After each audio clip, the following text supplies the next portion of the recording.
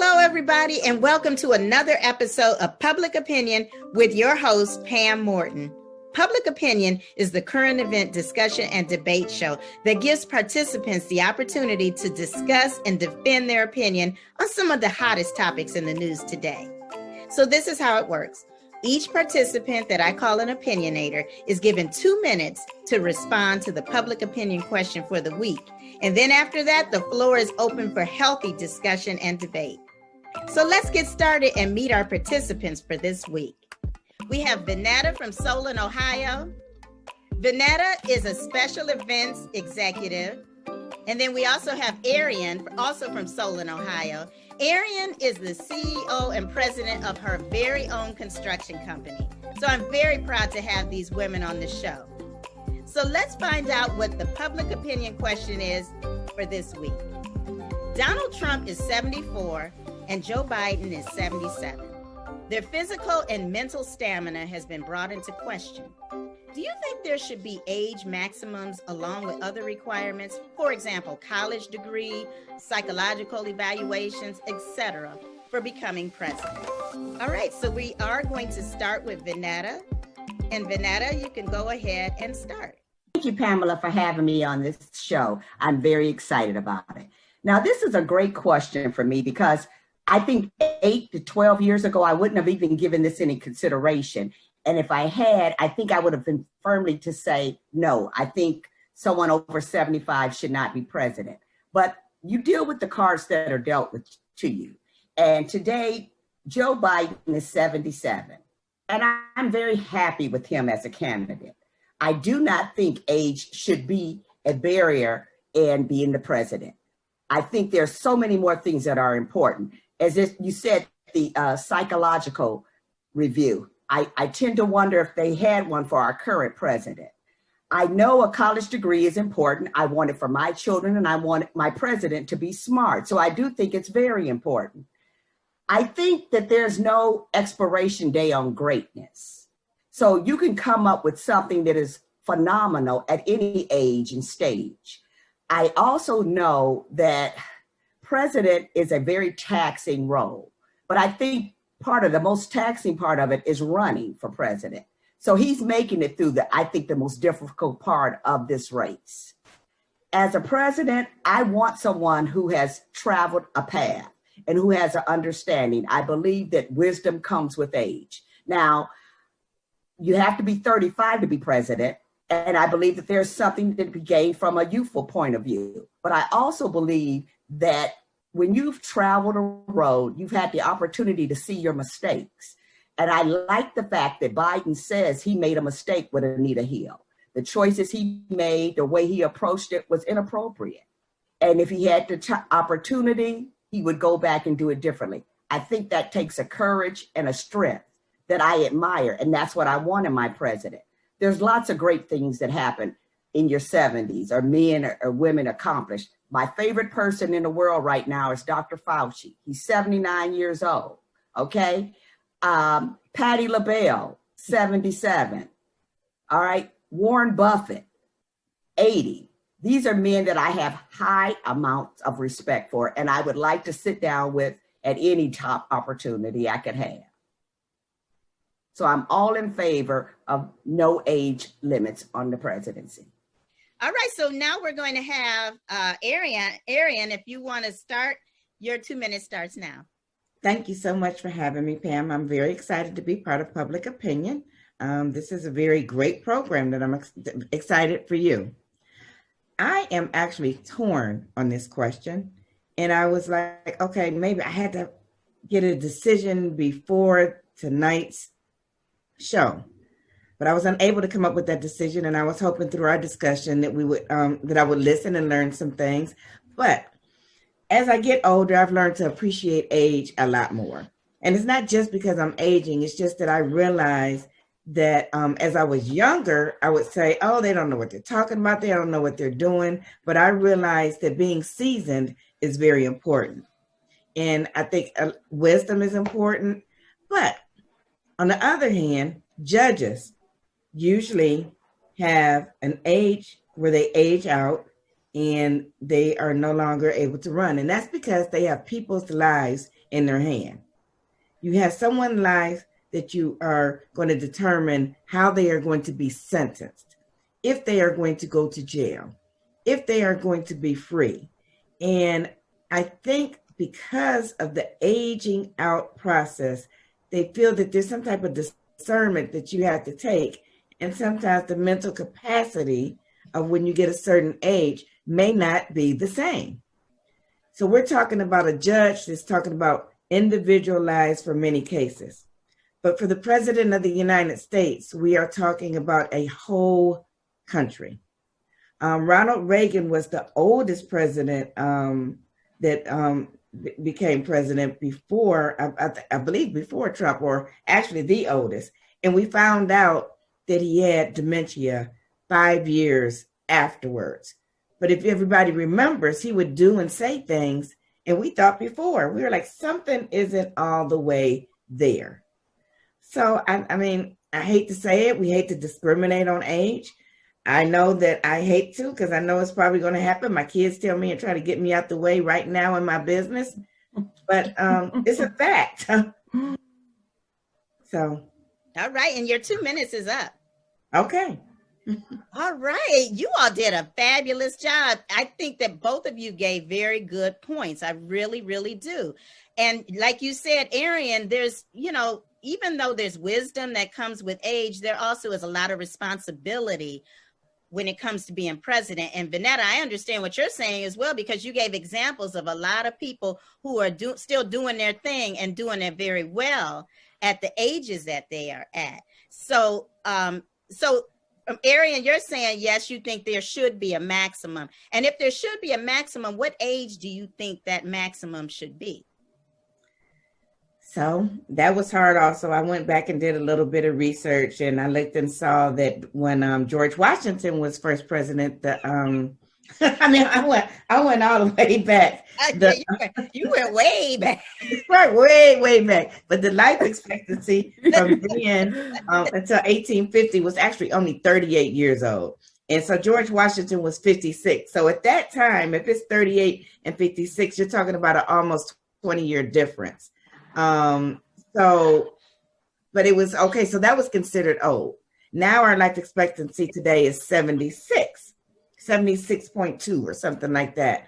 And we have a president, that'll be 77 going in.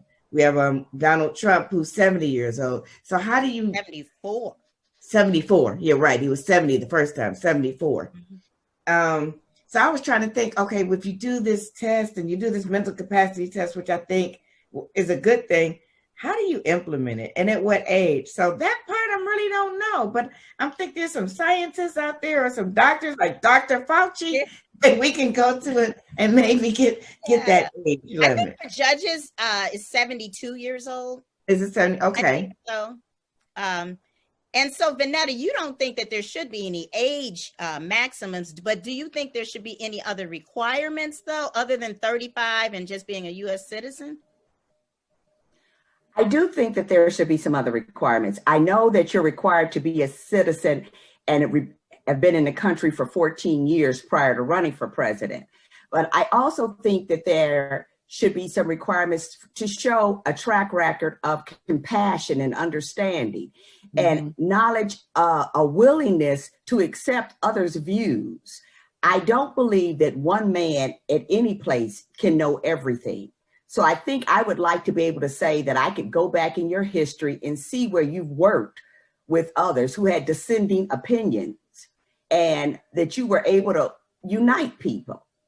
So the requirement, I guess it would be hard to quantify, but I would like to see a track record of like community, working with like other groups. Community service or something like that? Or community service, or it even in the world of politics, but a unifier. I don't believe that you can just say, and I am directing mine to one particular president.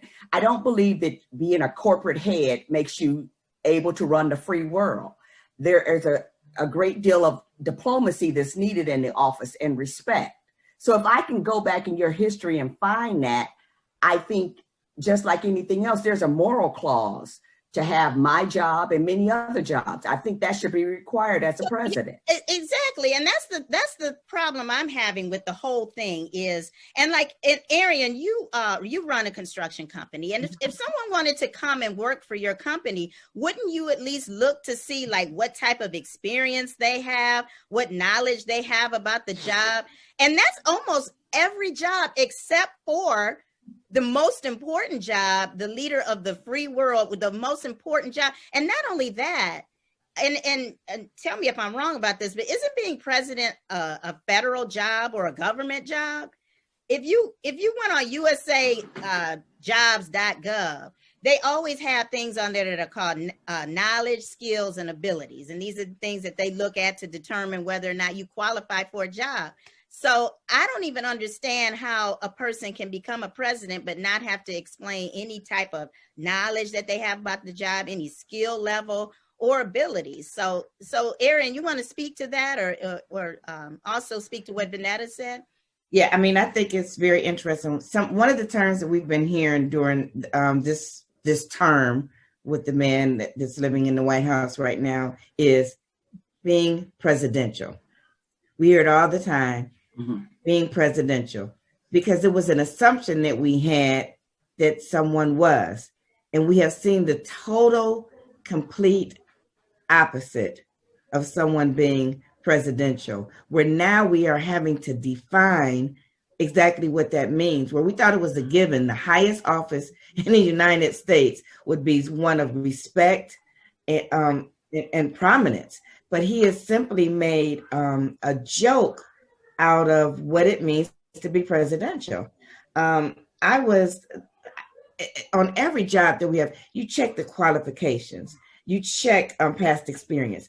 On board positions that we get on, you are vetted. You're vetted to go step in the White House where they do a whole background check.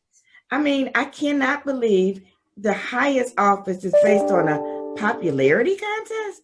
That's true. Yeah. That is what it comes down to, actually. That is right. That's what it's very sad that you and I can sit here and have different opinions, and I don't interrupt you, I don't disrespect you, I don't start talking about your family members. There, at any time in my life, at any point in my life, if I'd had the opportunity to sit with a president, Democrat or Republican, I would have been honored. Mm-hmm. If given this opportunity today, the sitting president, I would turn that down and feel quite proud that I did that. Yes. And I just don't think that should be the case. The role of president carries too much of a responsibility to give it to a poor reality TV star. It's almost as if we're watching community theater improv of the king with no clothes on. No one will tell him that he's naked. Yeah. And it's very sad. I sometimes think that we are all in, what's that, Ashton Kutcher's show, being punked. Punked. Yeah. And my analogy of it is literally, I truly, truly think that he did not think he would win. He had such a hatred for a Black man being president of the United States that he said, I'm going to do this. And then I'm going to belittle the office to make it not as important or as powerful as it is. Because I do not want to say the wrong words on the show, but I am the person that should not be in here. I'm not presidential. So I'm just going to make this office just seem like a joke. I just can't believe it.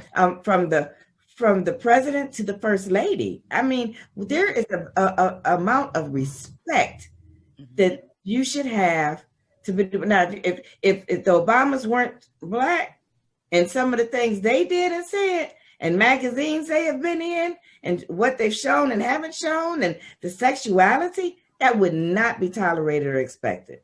Yeah. Not at all. It shouldn't be tolerated by anyone. Anybody who's the president of. I don't care if you're the president of just some local store. It just should not be tolerated by anyone. There's just a certain level of decorum that everybody should carry themselves with. And you're right. It's almost like we're in some type of altered reality or Twilight Zone or something that's just craziness. So you both are right. And Vanetta, I understand it, that with the wisdom it comes with the age, but I kind of tend to be kind of believing that there should be some type of an age, maybe even 80. I mean, I don't know. And that would allow Trump and Biden, they would fall into that. But there has to be something, and also a psychological evaluation, I think, is needed, because so many jobs make people get psychological evaluations, drug testing, just all kinds of stuff, FBI background checks. My husband, when he had his job, they went and talked to the neighbors. They wanted to know about the neighbors. So it's just certain things that I just cannot understand. And it's like we just put up with so much from this president. But certain jobs have privilege. He won't release his tax returns. Exactly. Now, that is always a minimum requirement, and he hasn't done it. A credit check. So, I mean, how do you enforce it? Yeah. So many jobs make you have credit. They want to make sure you have good credit because they believe if you have good credit, then you're responsible. I mean, this is almost ridiculous. And you can't be compromised. Exactly. Good credit means you can't be compromised. This man has shown he can be compromised by countries, not individuals, by whole countries. Exactly. I'm going to say that I have 3 sons, and as little boys, you say you can grow up to be president. If I had 3 little ones today, I would say, maybe try something else, okay? Because I don't think this is a great job. Please go there, because little kids probably could do a better job. Actually, you can be a president not when you grow up, but like right now. Exactly. At 8 years old. If you can figure out how to get to Washington and pay for it yourself, be the president. Okay. But yeah, it's that's why it's so important that we have to vote. We have to vote. It's disappointing. I have another business, and the interview process that I had to go through in the background check, they interviewed several people. They checked my background all the way back from birth. It was literally, literally, looked into my family's history, and just for me to be a part of a business of a new industry here. And I look and I'm like, wow, the president of the United States did not have to do any of this. Again, like you said, with the taxes, the qualifications, it's just really unbelievable. I was questioned on my qualifications to see if I could be a part of that business. He wasn't. A week before he became in, he was on a TV show talking about grabbing women's private parts. Mm-hmm. And it is embarrassing as a United States citizen to have that representation for our country. The fact that he got past that statement is still remarkable to me. I don't even know how many people could actually go to a job interview or someone could look into their background, see them making statements like that and say, oh, he's a good guy. You'll be great at this job. Unless you're working at some local strip joint or something like that. But right. But even then, you shouldn't touch the merchandise. I don't think there's any job that, they want you to grab women by their body parts. I don't think there's anything outside of murderer. Now, maybe that's a good one for you. Yeah, that's right. Yeah. And the racist overtones that have just really harmed and turned our country upside down. And for those that we've seen it on social media where it says, if you voted for him, you may not be a racist, but racism was not important for you enough to make a decision to not vote for him. And that's the issue. Exactly. That's a very good point. Yes. Now, my husband says all the time, every Trump voter is not a racist, but every racist is a Trump voter. I don't know. We're coming to a close and the time is up. But what I do know is that there needs to be some changes. And I know that Nancy Pelosi actually was thinking about introducing something to change some of the things that have to happen, or the requirements to become. And I don't know how far she'll get with it, but I do think it's something that needs to be examined. But I just want to thank you ladies for this discussion, because I'm sure there's a lot of people who have been thinking the same thing. And I'm sure this has been a conversation that has been had between a lot of people. But again, the most important thing that we have to do is vote. So whether you're voting for Donald Trump or whether you're voting for Biden, just know that you are voting for a very senior citizen. And but let's just hope that that the right decision is made on the election day. So thank you all again so much for your time. And we'll see you next week on another episode of Public Opinion, because everybody's entitled to their own opinion. So if you like today's episode, please like and subscribe to my channel. So what did we learn today? We learned that there should be maybe some age maximums, and maybe there shouldn't, but just be more requirements to becoming the most important person in the world. The person who holds the nuclear codes, the person who's the leader of the free world. But whatever you do, please make sure that you vote. And until the next episode of Public Opinion, with me, Pam Morton, take care, because everyone is entitled to their own opinion.